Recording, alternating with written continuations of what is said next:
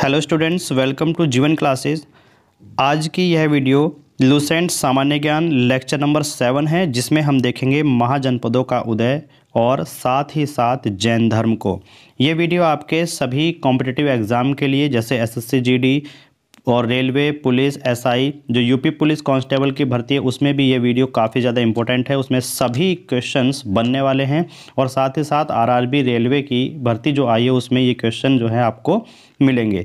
तो यहाँ पर लेक्चर नंबर 7 है। लेक्चर नंबर 1 में प्राचीन भारत का इतिहास, लेक्चर 2 में हमने वेद और पुराण कंप्लीट किए थे, लेक्चर नंबर 3 में हमने देखा था कि वहाँ पर हमने सिंधु घाटी सभ्यता देखी थी और प्रागैतिहासिक काल देखा था। लेक्चर नंबर 5-6 में आपको सिंधु घाटी सभ्यता मिल जाएगी और यहाँ पर हमने वैदिक सभ्यता को भी लेक्चर नंबर 6 में देखा था। अब हम देखने वाले हैं लेक्चर नंबर 7, महाजनपदों का उदय, जैन धर्म। तो यहाँ पर सामान्य ज्ञान को हम कंप्लीट लेकर के चल रहे हैं और साथ ही साथ थ्योरी प्लस क्वेश्चंस को। देखिए यहाँ पर पढ़ने वाले हैं महाजनपदों का उदय, ल्यूसेंट यूनिट नंबर 5। तो बात आती है बुद्ध के जन्म से पहले की। बुद्ध के जन्म से पहले 6वीं शताब्दी ईसा पूर्व में भारत जो था वो 16 जनपदों में बटा हुआ था। जो 16 महाजनपद थे उनमें बटा हुआ था। तो कुल जनपदों की संख्या याद रखिएगा, जो कुल महाजनपदों की संख्या है वो 16 है। आपसे क्वेश्चन अगर पूछा जाए कि प्राचीन भारत में कितने महाजनपद थे, तो 16 आप याद रखिएगा। दूसरा क्वेश्चन बनेगा कि किस इतिहासकार ने महाजनपदों के उदय को द्वितीय नगरीय क्रांति कहा। तो द्वितीय नगरीय क्रांति महाजनपदों के उदय को कहने वाले थे इतिहासकार गार्डन चाइल्ड। क्या नाम था? इतिहासकार गार्डन चाइल्ड। आई होप आपको याद रहेगा। और याद रखिएगा कि सबसे छोटा होता है कबीला, कबीले से मिलकर बनता है जन, और जन से मिलकर बनता है जनपद। जन का मतलब होता है गांव, और ये जिसको बोलते हैं जैसे ब्लॉक बोलते हैं, और जन से मिलकर बनते हैं जनपद, और जनपदों को मिलाकर के बन जाता है महाजनपद। ठीक है, जिसको हम राज्य बोलते हैं। ठीक, तो इस तरीके से महाजनपद जो है वो बन जाता है। तो इसको हम अगर कबीला प्लस जन प्लस जनपद तो बराबर क्या होता है? महाजनपद हो जाता है। याद रखिए महाजनपदों की जो संख्या है कुल कितनी है? 16 है। इस क्वेश्चन को याद रखिएगा। दूसरा क्वेश्चन आपका बनेगा कि इनकी जानकारी हमें कहाँ से मिली। तो इनकी जानकारी हमें बौद्ध ग्रंथ अंगुत्तर निकाय, बौद्ध का जो ग्रंथ था अंगुत्तर निकाय, वहाँ से मिलती है। और दूसरा ग्रंथ था महावस्तु। दूसरा ग्रंथ कौन सा है? महावस्तु। तो बौद्ध धर्म के वे 2 ग्रंथ जिनसे हमें महाजनपदों के उदय के बारे में जानकारी मिलती है, तो वो है अंगुत्तर और महावस्तु। इन दोनों को याद रखिएगा। इसके अलावा 16 जनपदों की जानकारी हमें जैन धर्म के ग्रंथ से भी मिलती है। तो 2 तो बौद्ध धर्म के ग्रंथ हो गए, एक है अंगुत्तर और दूसरा है महावस्तु। और साथ में महाजनपदों की जो जानकारी मिलती है वो जैन धर्म के ग्रंथ में भी मिलती है, और जैन धर्म का वो ग्रंथ है जिससे हमें जानकारी मिलेगी भगवती सूत्र। तो ये 3 ग्रंथों को याद रखिएगा। बौद्ध धर्म के 2 हैं, अंगुत्तर और महावस्तु। जैन धर्म का वो एक ग्रंथ है जिसमें 16 जनपदों की जानकारी हमें मिलती है, वो है भगवती सूत्र। क्लियर है? याद हो गया होगा। तो वे 16 जनपद जिनसे भारत बटा हुआ था, ठीक है, तो वे 16 महाजनपद जिनमें भारत बटा हुआ था 6वीं शताब्दी से पहले। तो यहाँ पर हम देखेंगे एक एक करके और उनके सभी इंपॉर्टेंट क्वेश्चन को देखने वाले हैं। देखिए यहाँ पर महाजनपद लिखा हुआ है, ये 1 2 3 यानी कि ऐसे 16 करके महाजनपद होंगे।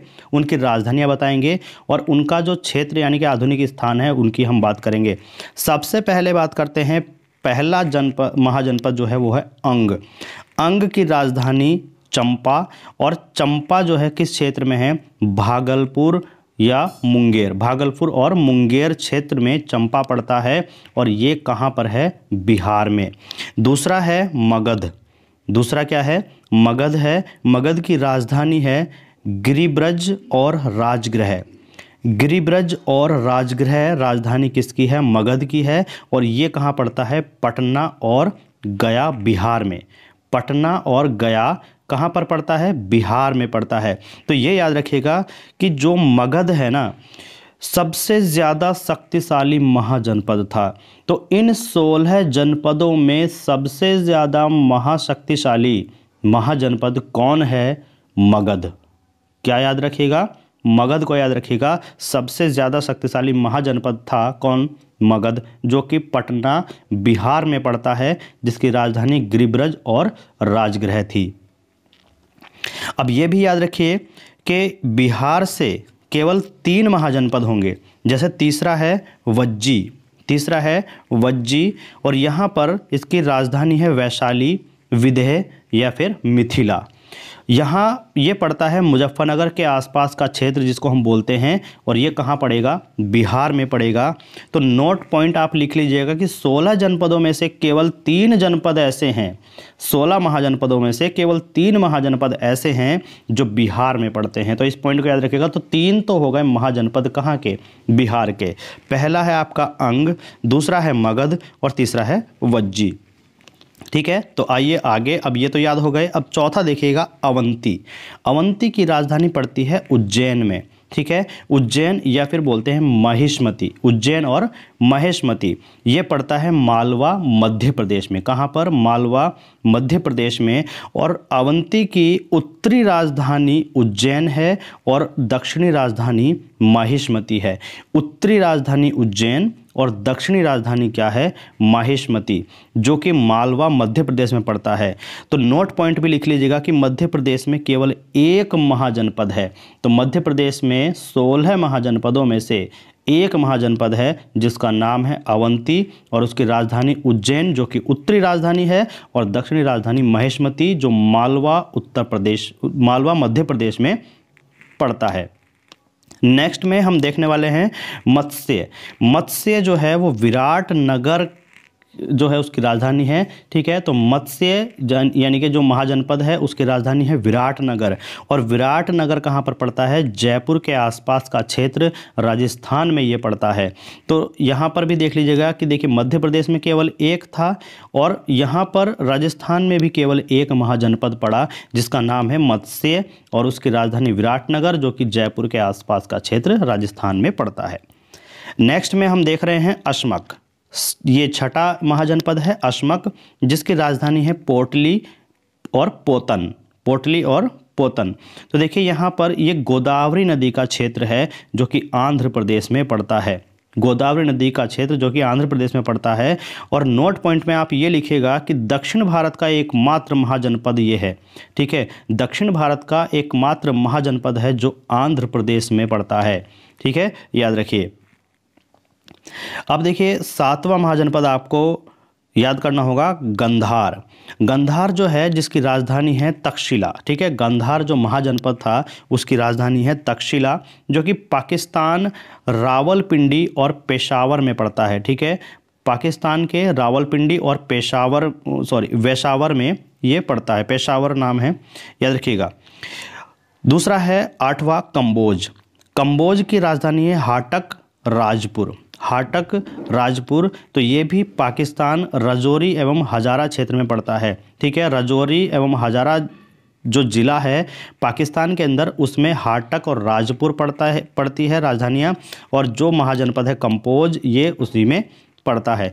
तो 16 महाजनपदों में से केवल 2 महाजनपद आपके पाकिस्तान में पड़ते हैं जो कि गंधार और कंबोज के नाम से जाने जाते हैं। अब यहाँ पर आगे देखिए 9वां आपका महाजनपद है काशी। इसको आप सभी जानते होंगे। काशी की राजधानी कहाँ पर है? वाराणसी, और वाराणसी का आसपास का क्षेत्र जो है वो कहाँ पर मिलता है? यूपी में। उत्तर प्रदेश यूपी में वाराणसी का आसपास क्षेत्र है, और वाराणसी किसकी राजधानी है? काशी महाजनपद की। नेक्स्ट में 10वां महाजनपद आपको पढ़ना होगा वत्स्य महाजनपद की राजधानी है कौशाम्बी, और कौशाम्बी इलाहाबाद के आसपास का क्षेत्र है जो कि यूपी में पड़ता है। कौशल जो है महाजनपद है उसकी राजधानी है श्रावस्ती और साकेत है। श्रावस्ती कौशल की उत्तरी राजधानी है और साकेत दक्षिणी राजधानी है। तो दक्षिणी और उत्तरी राजधानी भी आप याद रखिएगा। कौशल की उत्तरी राजधानी श्रावस्ती, और कौशल की जो दक्षिणी राजधानी है वो है आपकी साकेत, जो कहाँ पर है? फैज़ाबाद। ठीक है, तो फैज़ाबाद जो है पुराना नाम है, अब इसका बदल करके अयोध्या कर दिया गया। वर्तमान में इसका नाम क्या है? अयोध्या में है, और ये उत्तर प्रदेश में पड़ता है। तो नोट पॉइंट को आप जरूर लिखिएगा। नोट पॉइंट देखिए, कौशल पढ़ता था साकेत में, साकेत से नाम बदलकर क्या किया गया, फैजाबाद किया गया, और फैजाबाद का नाम बदलकर क्या कर दिया गया, अयोध्या कर दिया गया। और अयोध्या 2018 में योगी आदित्यनाथ के द्वारा किया गया था, जो फैजाबाद का नाम बदल करके क्या कर दिया गया, अयोध्या। यहाँ पर 12वां जो है मल्ल महाजनपद, मल्ल महाजनपद जो है वो कुशावली में पड़ता है, या फिर हम बोल सकते हैं कुशीनगर। क्या बोलें, कुशीनगर, जो देवरिया उत्तर प्रदेश में है, देवरिया उत्तर प्रदेश में, यानी कि मल्ल महाजनपद कुशीनगर में है, देवरिया उत्तर प्रदेश में। तो नोट पॉइंट इसके लिए इम्पोर्टेंट ये है कि कौन सा ऐसा महाजनपद था जिसका, या फिर जो पहला गणतंत्र बना, ठीक है, जो पहला गणतंत्र बना, तो वो महाजनपद है मल्ल। जो पहला गणतंत्र महाजनपद है वो मल्ल है, जिसकी राजधानी कुशीनगर और देवरिया जगह पर पड़ता है। और देवरिया जो है कहाँ पर है, यूपी में, उत्तर प्रदेश में। तो कुशीनगर में ही महात्मा बुद्ध ने अपना शरीर त्यागा था, और जब शरीर त्यागा था तो उसको बोला गया था महापरिनिर्वाण। तो याद रखिएगा कि महात्मा बुद्ध का महापरिनिर्वाण कहाँ पर हुआ, तो कहाँ पर है, कुशीनगर, याद रखिए कुशीनगर में। नेक्स्ट में है 13वां आपका महाजनपद होगा पांचाल। ठीक है, पांचाल जो है वो अहिछत्र और काम्पिल, उसकी राजधानी है अहिछत्र और काम्पिल। ठीक है, अहिछत्र और काम्पिल्य उसकी राजधानी होगी। और ये कहाँ पर पड़ता है, बरेली, बदायूं और फर्रुखाबाद। और ये इसका जो क्षेत्र है बरेली का, बदायूं का और फर्रुखाबाद का क्षेत्र, वो पांचाल कहलाता है। उसकी राजधानी अहिछत्र और काम्पिल्य है। ये कहाँ पर पड़ता है, उत्तर प्रदेश में। फिर नेक्स्ट आपके सामने है, नेक्स्ट है चेदी। चेदी के राजा कौन थे, शिशुपाल थे। और इसकी राजधानी कहाँ पर थी, चेदी की शक्तिमती। कहाँ थी, शक्तिमती, जो कि बुंदेलखंड उत्तर प्रदेश में पड़ता है। 15वां आपका महाजनपद है कुरु। और कुरु जो है वो इंद्रप्रस्थ राजधानी है। कुरु की राजधानी कहाँ पर है, इंद्रप्रस्थ। और इंद्रप्रस्थ में जो इंद्रप्रस्थ पड़ता है वो कहाँ पर पड़ता है, आधुनिक दिल्ली, यानी कि अब उसका नाम क्या है, दिल्ली। ठीक है, तो ये जो है दिल्ली और मेरठ की एरिया में पड़ता है। तो मेरठ से जो एरिया है वो ज़्यादा मिलता है, तो इसलिए इसको मेरठ के कुछ क्षेत्र और हरियाणा के कुछ क्षेत्र में कहा गया। लेकिन ज़्यादातर इसका जो एरिया पड़ता है वो मेरठ में पड़ता है, इसलिए इसको यूपी में माना गया। अब देखिए लास्ट जो है वो है सूरसेन। सूरसेन जो महाजनपद है वो है मथुरा में। और मथुरा कहाँ पर पड़ता है, ये आप सभी जानते हैं, मथुरा पड़ता है यूपी में। तो ये थे 16 महाजनपद जिनके बारे में आपको जानना जरूरी है, और इनके नोट पॉइंट को आप जरूर नोट कर लीजिएगा, जिससे कि आपको ये अच्छे से याद रहें। अब देखिए 16 जनपदों में से 8 महाजनपद आपको उत्तर प्रदेश में मिलते हैं। ठीक है, तो 16 जनपदों में से 8 महाजनपद आपके उत्तर प्रदेश में, 1 महाजनपद आपको मिलेगा आंध्र प्रदेश में, और 2 महाजनपद मिलेंगे आपको पाकिस्तान में, और 1 महाजनपद है मध्य प्रदेश में, और यहाँ पर 3 महाजनपद मिलेंगे आपको बिहार में। टोटल 16 महाजनपद होते हैं। तो कभी कभी ये भी क्वेश्चन आ जाता है कि ऐसे 16 महाजनपदों में से कौन 2 महाजनपद हैं जो भारत से यानी कि इंडिया से बाहर हैं। तो गंधार और कंबोज, ये दोनों पाकिस्तान में पड़ते हैं, जिनकी राजधानी गंधार की तक्षशिला और कंबोज की हाटक राजपुर है। क्लियर है। तो चलिए अब यहाँ पर देखते हैं कंबोज किसके लिए प्रसिद्ध था। कंबोज किसके लिए प्रसिद्ध था, ये नोट पॉइंट है, इनको लिख लीजिएगा। कंबोज किसके लिए प्रसिद्ध था, तो श्रेष्ठ घोड़ों के लिए कंबोज प्रसिद्ध था। ठीक है, और विराट नगर वो स्थान है जहां 13 वर्ष पांडवों का वनवास बीता। तो 13 वर्ष तक पांडव जो है विराट नगर में रहे। अब देखिए काशी, काशी जो महाजनपद है उसका उल्लेख, जिसकी राजधानी वाराणसी है, उसका उल्लेख अथर्ववेद में मिलता है। ठीक है, तो काशी महाजनपद की राजधानी जो वाराणसी है उसका उल्लेख अथर्ववेद में मिलता है। तो याद रखिएगा उन 16 महाजनपदों में से कौन सा ऐसा महाजनपद है जिसका जिक्र अथर्ववेद में मिलता है, तो वो है काशी महाजनपद, जिसकी राजधानी कहाँ पर है, वाराणसी। अब देखिए यहाँ पर कौशल में ही महात्मा बुद्ध ने सबसे ज़्यादा उपदेश दिए थे। यानी कौशल जो महाजनपद है उसकी राजधानी श्रावस्ती और साकेत, ये वो जगह है जहाँ पर महात्मा बुद्ध ने सबसे ज़्यादा उपदेश दिए। कौन सी? श्रावस्ती और साकेत। देखिए अहिच्छित्र और काम्पिल्य, अहिच्छित्र और काम्पिल्य वर्तमान में फर्रुखाबाद है, ठीक है, वर्तमान में फर्रुखाबाद। और द्रौपदी जो है इसी राज्य की राजकुमारी थी, जो द्रौपदी थी वो इसी राज्य की राजकुमारी थी, अच्छिद्र काम्पिल्य, ठीक है। और अब उसे क्या कहा जाता है? फर्रुखाबाद कहा जाता है। तो द्रौपदी यहीं की राजकुमारी थी। अब देखिए चेदी का राजा शिशुपाल था, ये हमने अभी बताया था। चेदी का राजा शिशुपाल था और इसी का वध सुदर्शन चक्र से हुआ था। ये आपने देखा होगा महाभारत में, शिशुपाल का वध श्री कृष्ण ने किया था अपने सुदर्शन चक्र से। तो चेदी का राजा शिशुपाल और शिशुपाल की मृत्यु सुदर्शन चक्र के द्वारा हुई थी। मथुरा का उल्लेख इंडिका बुक में मिलता है। मथुरा का जो उल्लेख है वो कहाँ पर मिलता है? इंडिका बुक में मिलता है। और इंद्रप्रस्थ का उल्लेख अष्टाध्यायी और महाभारत में साफ साफ देखा जा सकता है। जो इंद्रप्रस्थ है जहाँ पर इंद्रप्रस्थ जो है जहाँ पर महाभारत का समय बीता, वहाँ पर बोला जाता है कि जो जहाँ पर ये पांडव जो है इंद्रप्रस्थ में रहते थे, तो वहाँ उसका जिक्र जो है वो अष्टाध्यायी पुस्तक और महाभारत जैसे महाकाव्य में मिलता है। अब देखिए यहाँ पर हमने देखे महाजनपदों का उदय, ये सभी, और इसका हम एक बार क्विक रिवीजन कर लेते हैं। तो चलिए चलते हैं क्विक रिवीजन की ओर, जल्दी से देखेंगे उन सभी पॉइंट को। तो बुद्ध के जन्म से पहले 6वीं शताब्दी ईसा पूर्व 16 जनपदों में भारत को बांटा गया था। और इसके जो महाजनपदों का उदय है उसको द्वितीय नगरीय क्रांति किसने कहा था? वो कहा था गार्डन चाइल्ड ने। कबीला सबसे छोटी इकाई है, उससे बड़ी जनपद है, उससे बड़ी है जन, और उससे बड़ी होती है जनपद, और उससे मिलकर बनता है महाजनपद, ठीक है। तो सबसे छोटा माना जाता है कबीला, कबीलों को मिलाकर के जन बनता है, जन को मिला के जनपद बनता है, और जनपदों को मिलाकर के महाजनपद बन जाता है। तो सबसे छोटी इकाई कबीला और सबसे बड़ी इकाई महाजनपद। महाजनपदों की संख्या 16 है और इनकी जानकारी हमें बौद्ध ग्रंथ कौन कौन से अंगुत्तर और महावस्तु में मिलती है। और एक और है इनके अलावा जो 16 महाजनपदों की जानकारी रखता है, वो है जैन धर्म ग्रंथ और वो है भगवती सूत्र। 16 महाजनपद कौन कौन से हैं आप देख लीजिएगा।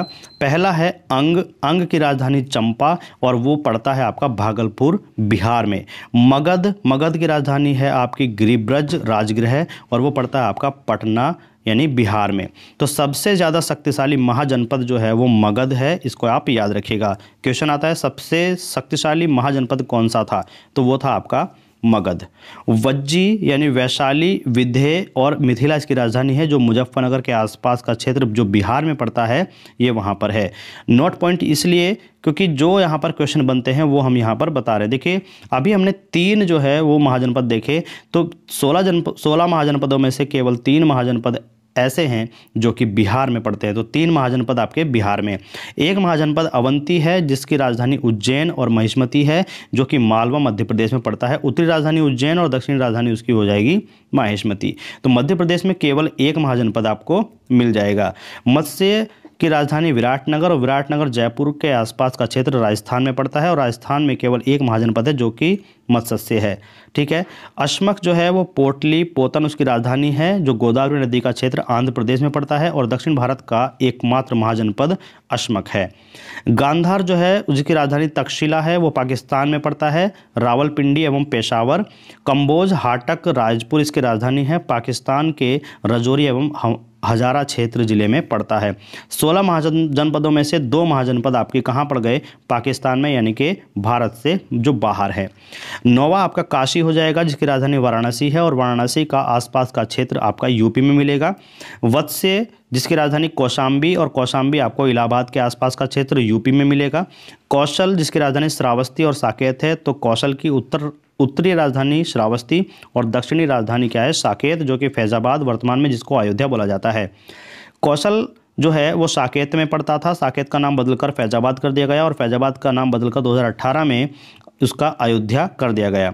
मल्ल जो महाजनपद है उसकी राजधानी है कुशावती, जिसको कुशीनगर कहा जाता था, जो देवरिया यूपी यानी कि उत्तर प्रदेश में पड़ता है। और तो यहाँ पर क्वेश्चन बनता है कि कौन सा ऐसा महाजनपद था जिसका यानी कि जो पहला गणतंत्र बना, तो पहला गणतंत्र कौन सा महाजनपद बना? इन 16 महाजनपदों में से एक ऐसा जनपद है जो गणतंत्र बना, पहला गणतंत्र, वो था मल्ल।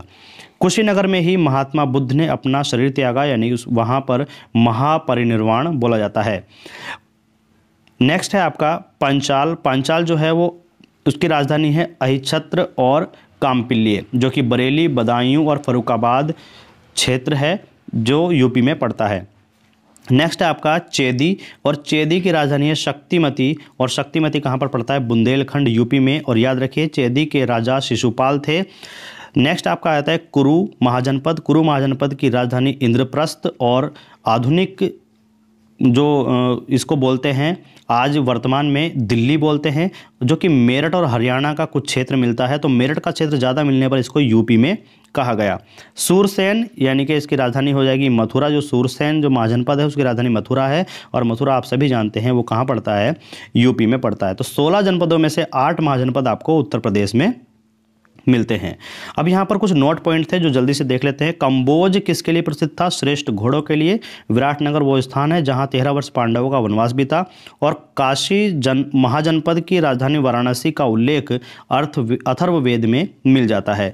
कौशल महाजनपद की राजधानी श्रावस्ती और साकेत, ये वही स्थान है जहां महात्मा बुद्ध ने सबसे ज़्यादा उपदेश दिए थे। और अहिच्छत्र और कामपिल्य वर्तमान में फर्रुखाबाद कहलाते हैं। और ये वही जगह है जहां की रानी कौन थी? द्रौपदी, जहां की राजकुमारी द्रौपदी थी। चेदी का राजा शिशुपाल था, और शिशुपाल का वध सुदर्शन चक्र के द्वारा हुआ। मथुरा का उल्लेख इंडिका बुक में साफ साफ मिल जाता है। इंद्रप्रस्थ का उल्लेख अष्टाध्यायी और महाभारत जैसे महाकाव्यों में भी मिलता है। अब चलिए स्टार्ट करते हैं। यहाँ पर आपका यूनिट नंबर 6 जैन धर्म। जैन धर्म में देखिए, जैन धर्म के संस्थापक और प्रथम तीर्थंकर ऋषभ देव थे। ठीक है, ये क्वेश्चन याद रखिएगा कि जैन धर्म के संस्थापक, तो उनका नाम था ऋषभ देव, और यही प्रथम तीर्थंकर कहलाए। जैन शब्द जो बना है वो जिन शब्द से बना है, और जिन का अर्थ होता है विजेता। जिन का अर्थ होता है विजेता। ये जैन शब्द जो बना है वो जिन से बना है, याद रखिए जिन। ठीक है, प्रथम तीर्थंकर ऋषभदेव थे, जिनको आदिनाथ भी कहते हैं। और इनका प्रतीक याद रखिएगा, इनका प्रतीक है वृषण और सांड। इनका प्रतीक है वृषण और सांड, इनका प्रतीक याद रखिएगा, जो कि प्रथम तीर्थंकर थे और जैन धर्म के संस्थापक भी कहे जाते हैं। नाम है ऋषभदेव, और इनको आदिनाथ भी कहा जाता था। जैन धर्म के अंतिम संस्थापक जो महावीर स्वामी है, और इन्हीं के बारे में हम ये पूरा जैन धर्म पढ़ने वाले हैं। तो अंतिम संस्थापक यानी कि 24वें संस्थापक जो तीर्थंकर थे वो कौन थे?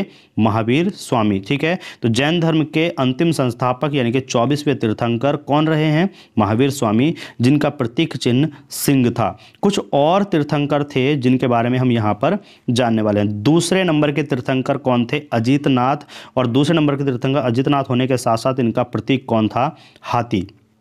तीसरे तीर्थंकर को याद रखें, संभवनाथ हैं, और इनका प्रतीक हो जाएगा घोड़ा। 19वें तीर्थंकर की बात करें तो नेमिनाथ, जिनका प्रतीक है कलश। और 21वें तीर्थंकर नेमिनाथ हैं, जिनका प्रतीक हो जाएगा नीलकंठ यानी कि नीला कमल। 22वें तीर्थंकर हैं अरष्टी नेमी। कौन है? अरष्टी नेमी, जिनका प्रतीक है शंख। और 23वें तीर्थंकर पार्श्वनाथ। पार्श्वनाथ का जो प्रतीक है वो है सर्प। और 24वें तीर्थंकर आप सभी जानते हैं महावीर स्वामी हैं, जिनका प्रतीक क्या है? सिंह यानी शेर। अब यहाँ पर देखिए ऐसे तीर्थंकर जिनका उल्लेख ऋग्वेद में मिला है। तो ऐसे कौन तीर्थंकर है जिनका उल्लेख ऋग्वेद में मिला है? तो वो हैं ऋषभदेव और अरष्टी नेमी। ऋषभदेव और अरष्टी नेमी ऐसे तीर्थंकर हैं जिनका उल्लेख ऋग्वेद में मिलता है।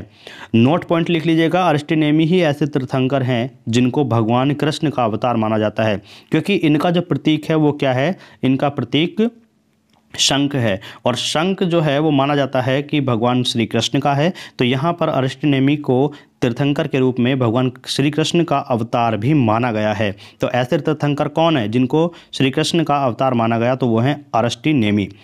पार्श्वनाथ किस वंश के थे? इसको याद रखिएगा, ये थे इक्ष्वाकु वंशीय।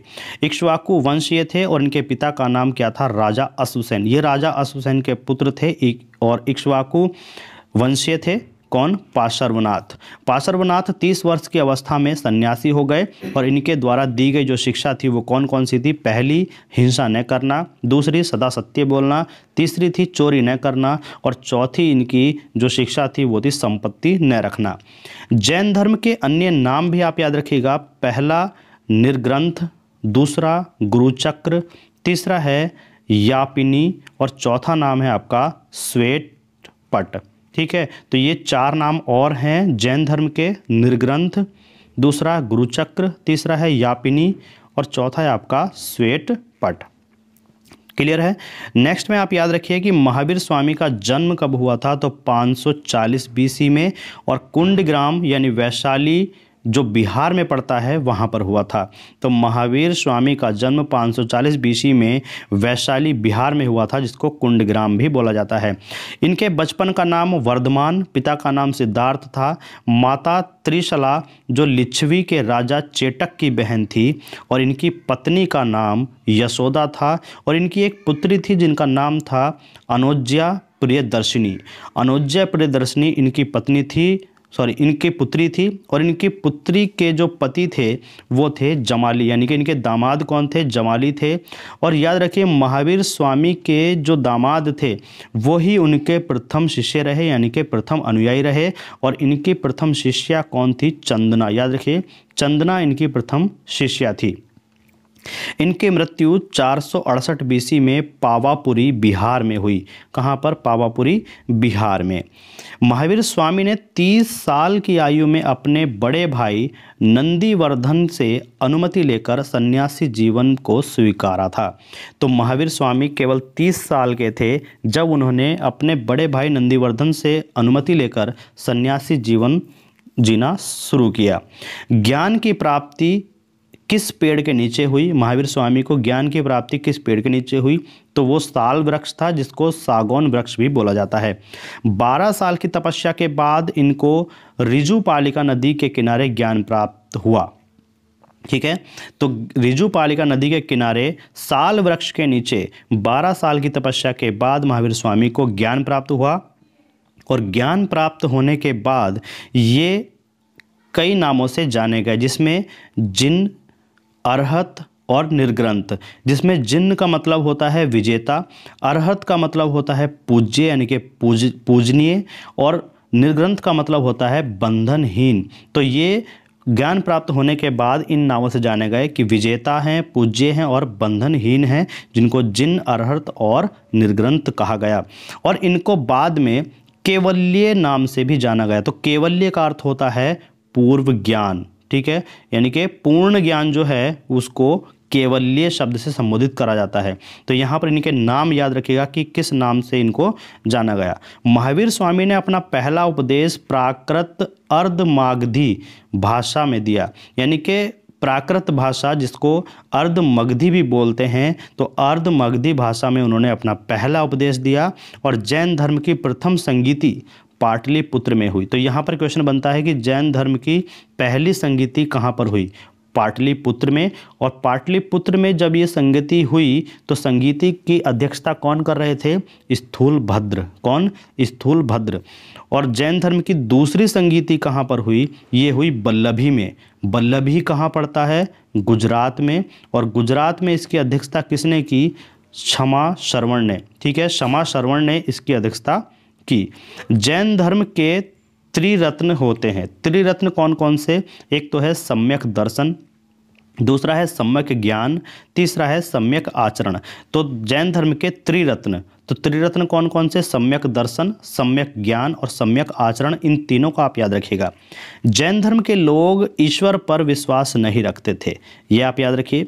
और जैन धर्म के लोग जो है आत्मा पर विश्वास करते थे।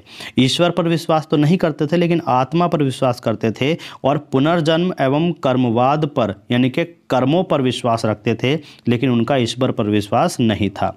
मौर्योत्तर काल के प्रमुख केंद्र जैन धर्म का मथुरा बना। ठीक है, तो याद रखिएगा कि जैन धर्म का प्रमुख केंद्र मौर्योत्तर काल में कहाँ पर बना, तो मथुरा जो है वो जैन धर्म का प्रमुख केंद्र बना मौर्योत्तर काल में। मथुरा कला किस धर्म से संबंधित है, तो मथुरा कला जैन धर्म से संबंधित है। तो जैन धर्म से संबंधित कौन सी कला है, मथुरा कला। जैन तीर्थंकरों की जीवनी, जैन तीर्थंकरों की जीवनी कहाँ पर मिलती है, तो कल्पसूत्र में जैन तीर्थंकरों की जीवनी मिलती है। और कहाँ पर, कल्पसूत्र भद्रबाहु द्वारा रचित एक पुस्तक है।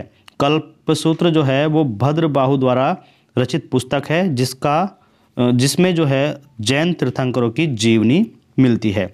महावीर स्वामी की मृत्यु 468 ईस्वी में ईसा पूर्व बिहार के राज्य पावापुरी में हो गई और किसके राजप्रसाद में, मल्ल राजा सरस्वतीपाल के राजप्रसाद में उनकी मृत्यु हुई। अब याद रखिए खजुराहो में जैन मंदिरों का निर्माण किसने कराया था, तो खजुराहो में जैन मंदिरों का निर्माण चंदेल शासकों द्वारा बनवाया गया। ठीक है, चंदेल शासकों द्वारा कराया गया, जो कि मध्य प्रदेश में पड़ता है। और चंदेल शासक किस वंश के थे, ये चालुक्य वंश को बोला जाता है, जो चंदेल राजा थे। जैन धर्म के दो मत संप्रदाय, ठीक है, दो मत संप्रदाय मतलब क्या है कि जैन धर्म जो है दो पक्षों में टूट गया। दो पक्ष में कौन कौन से, एक तो थे श्वेतांबर और दूसरे थे दिगंबर। तो श्वेतांबर जो है वो किसके शिष्य थे, शूलभद्र के, और दिगंबर जो कहलाए वो भद्रबाहु के शिष्य कहलाए। तो श्वेतांबर बोला जाता है जो श्वेत वस्त्र धारण करते हैं, और दिगंबर उनको बोला जाता है जो नग्न रहते हैं, यानी कि वस्त्र धारण नहीं करते। तो यहाँ पर आइएगा, इसका जल्दी से क्विक रिवीजन करते हैं। क्विक रिवीजन में हम थोड़ा जल्दी देखेंगे जिससे कि आपको पॉइंट टू पॉइंट याद हो जाए। तो यहाँ पर हमने जैन धर्म देखा था। जैन धर्म के संस्थापक कौन थे, ऋषभदेव। और जैन शब्द जो बना है वो बना है जिन से, जिसका अर्थ होता है विजेता। प्रथम तीर्थंकर ऋषभदेव थे, जिनको आदिनाथ भी कहा जाता है, और इसका प्रतीक जो है कौन है, वृषण और सांड। जैन धर्म के अंतिम संस्थापक महावीर स्वामी, जो कि 24वें तीर्थंकर रहे, जिनका प्रतीक सिंह है। दूसरे तीर्थंकर अजीतनाथ हैं, जिनका प्रतीक हाथी है। तीसरे तीर्थंकर की बात करें तो संभवनाथ, प्रतीक उनका घोड़ा। और 19वें नेमिनाथ थे, जिनका प्रतीक कलश है। 21वें तीर्थंकर नेमिनाथ, जिनका जो नीलकमल है वो इसका प्रतीक हो जाएगा। और 22वें तीर्थंकर अरष्टिनेमि, जिनका प्रतीक जो है वो शंख है, जिनको भगवान कृष्ण का अवतार भी माना गया। 23वें तीर्थंकर पार्श्वनाथ, जिनका जो प्रतीक है वो क्या हो जाएगा, सर्प हो जाएगा। और ऐसे तीर्थंकर जिनका उल्लेख ऋग्वेद में मिला तो वो कौन है, ऋषभदेव और अरष्टिनेमि। अरष्टिनेमि ही ऐसे तीर्थंकर है जिनको भगवान कृष्ण का अवतार माना जाता है। और पार्श्वनाथ किस वंश के थे, याद रखिए इक्ष्वाकु वंश। ठीक है, तो इक्ष्वाकु वंश जो है ये पार्श्वनाथ का वंश है। इनके जो पिता का नाम था वो था राजा अश्वसेन। और पार्श्वनाथ 30 वर्ष की अवस्था में सन्यासी हो गए थे। और इनके द्वारा दी गई शिक्षा कौन कौन सी थी, हिंसा न करना, सत्य बोलना, चोरी न करना, संपत्ति न रखना। जैन धर्म के अन्य नाम भी आप याद रखिएगा, निर्ग्रंथ, गुरुचक्र, यापिनी और श्वेतपट। ठीक है, इन नामों को याद रखिए। महावीर स्वामी का जन्म 540 बीसी में कुंडग्राम वैशाली बिहार में हुआ था। इनके बचपन का नाम वर्धमान, पिता का नाम सिद्धार्थ, माता का नाम त्रिशला, जो लिच्छवी के राजा चेटक की बहन थी। पत्नी का नाम यशोदा था। उनकी एक पुत्री थी जिनका नाम था अनोज्या प्रियदर्शनी। और उनके पति यानी कि महावीर स्वामी के जो दामाद थे उनका नाम था जमाली। और यही इनके दामाद जो है उनके प्रथम शिष्य यानी कि प्रथम अनुयायी बने, जिनका नाम जमाली था। और प्रथम शिष्या इनकी बनी चंदना। इनकी मृत्यु 468 पावापुरी बिहार में हुई थी, जो महावीर स्वामी थे। महावीर स्वामी ने 30 साल की आयु में अपने बड़े भाई नंदीवर्धन से अनुमति लेकर सन्यासी जीवन जीना स्वीकार किया। और ज्ञान की प्राप्ति इनको किस पेड़ के नीचे हुई, तो वो है साल वृक्ष। 12 साल की तपस्या के बाद इनको ऋजुपालिका नदी के किनारे साल वृक्ष के नीचे ज्ञान प्राप्त हुआ। और ज्ञान प्राप्त होने के बाद ये निम्न नामों से जाने गए, जिसमें जिन या जिसका मतलब होता है विजेता, अरहत जिसका मतलब होता है पूज्य पूजनीय, निर्ग्रंथ जिसका मतलब होता है बंधनहीन। और इनके अलावा एक नाम और था इनका, केवल्य। केवल्य का अर्थ होता है पूर्ण ज्ञान। क्या मतलब होता है, पूर्ण ज्ञान। महावीर स्वामी ने अपना पहला उपदेश प्राकृत यानी कि अर्ध मगधी भाषा में दिया और जैन धर्म की प्रथम संगीति कहाँ पर हुई? पाटलिपुत्र में, जिसकी अध्यक्षता किसने की? स्थूलभद्र ने। दूसरी संगीति बल्लभी यानी गुजरात में हुई और इसकी अध्यक्षता क्षमाश्रवण ने की। जैन धर्म के त्रिरत्न कौन कौन से हैं? सम्यक दर्शन, सम्यक ज्ञान, सम्यक आचरण। जैन धर्म के लोग ईश्वर पर विश्वास नहीं करते थे, पर वह आत्मा पर विश्वास करते थे और पुनर्जन्म और कर्मवाद पर वे विश्वास करते थे, लेकिन ईश्वर पर उनका विश्वास नहीं था। मौर्योत्तर काल में प्रमुख केंद्र जैन धर्म का कौन बना? तो वो था मथुरा। मथुरा कला किस धर्म से संबंधित है? जैन धर्म से संबंधित है। और जैन तीर्थंकरों की जीवनी किस में मिलती है? कल्पसूत्र में, और कल्पसूत्र भद्रबाहु द्वारा रचित एक ग्रंथ है। महावीर स्वामी की मृत्यु 468 ईसा पूर्व बिहार के राज्य पावापुरी में हो गई। किसके राजप्रसाद में हुई, यानी कि किसके राज दरबार में? मल्ल राजा सृष्टिपाल के राजप्रसाद में। खजुराहो में जो जैन मंदिर बने हुए हैं, खजुराहो के जैन मंदिर, वो किन शासकों ने बनवाए? तो चालुक्य वंश के शासक, यानी कि जिसको बोलते हैं चंदेल शासक, और ये कहाँ पर हैं? एमपी में, मध्य प्रदेश में है। जैन धर्म के दो मत संप्रदाय थे, यानी कि जैन धर्म दो संप्रदायों में टूटा था। एक थी श्वेतांबर, दूसरी थी दिगंबर। और श्वेतांबर कौन कहलाए? ये शूलभद्र के शिष्य श्वेतांबर कहलाए, और जो भद्रबाहु के शिष्य थे वो दिगंबर कहलाए। श्वेतांबर जो है वो श्वेत वस्त्र धारण करते थे, दिगंबर जो है वो नग्न रहते थे, यानी कि वो वस्त्र धारण नहीं करते थे। तो यहाँ पर हमने देखा कंप्लीट आपका महाजनपदों का उदय और कंप्लीट जैन धर्म, दोनों को हमने यहाँ पर देख लिया है। अब आगे नेक्स्ट वीडियो में हम बात करेंगे यूनिट नंबर 7 लुसेंट बौद्ध धर्म की। तो बौद्ध धर्म देखेंगे लेक्चर नंबर 8 में। बने रहिएगा हमारे साथ आपके अपने यूट्यूब चैनल जीवन क्लासेस में। Thank you, thanks for watching. मिलते हैं नेक्स्ट वीडियो में।